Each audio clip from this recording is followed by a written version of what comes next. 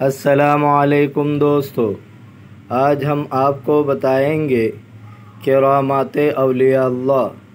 حضرت ابو سعید حراس رضی اللہ تعالی عنہ فرماتے ہیں، میں نے مسجد حرام میں ایک فقیر کو دیکھا کہ گڈیری اوڑھے سوال کر رہا تھا۔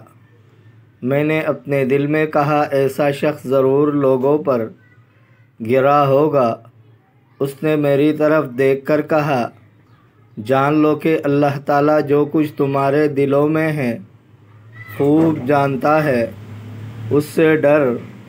میں نے اپنے دل میں استغفار کیا، پھر اس نے مجھے پکار کر کہا، خدا وہی ہے جو اپنے بندوں کی توبہ قبول فرماتا ہے اور ان کی گناہوں سے درگزر کرتا ہے۔ ایک بزرگ فرماتے ہیں، میں جنگل بیابان میں قافلہ کے ہمراہ جا رہا تھا، ایک عورت پر نظر پڑی، قافلے کی آگے آگے چل رہی تھی۔ میں نے کہا، یہ ضعیفہ قافلے کی آگے آگے اس لیے ہے کہ کہیں قافلے کا ساتھ نہ چھوٹ جائے۔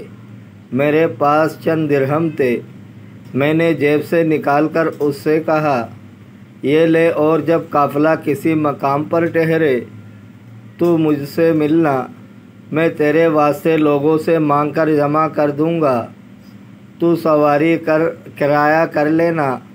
اس ضعیفہ نے اپنے ہاتھ بلند کیا اور ہوا میں سے کچھ لیا۔ اس کے ہاتھ میں درہم نظر پڑے، وہ درہم مجھ کو دیے اور کہا، تو نے جیب سے نکالے اور میں نے جیب سے پائے۔ ایک عورت خانہ کعبہ کا پردہ پکڑ کر کہہ رہی ہے، اے سب دلوں کے محبوب، تیری سوا میرا کون ہے؟ تیری زیارت کو جو آج آیا ہے اس پر رحم فرما۔ اب صبر کی تاب نہیں رہی اور تیرے اشتیاق کی زیادتی اور دل کو انکار ہے کہ تیری سوا کسی سے محبت کرے۔ تو ہی میرا سوال و آرزو و مراد ہے۔ کاش مجھے معلوم ہوتا کہ کب تیری ملاقات ہوگی۔ جنت کی نعمتیں میری مقصود نہیں، ہاں جنت اس واسطے مطلوب ہے کہ وہاں تیرا دیدار ہوگا۔ دوستو، اگر آپ کو ویڈیو اچھی لگی ہے تو لائک کرے، شیئر کرے، چینل کو سبسکرائب کرے۔ اپنے بہت سارے خیال رکھیے گا۔ ملتے ہیں اگلے ویڈیو میں۔ اللہ حافظ۔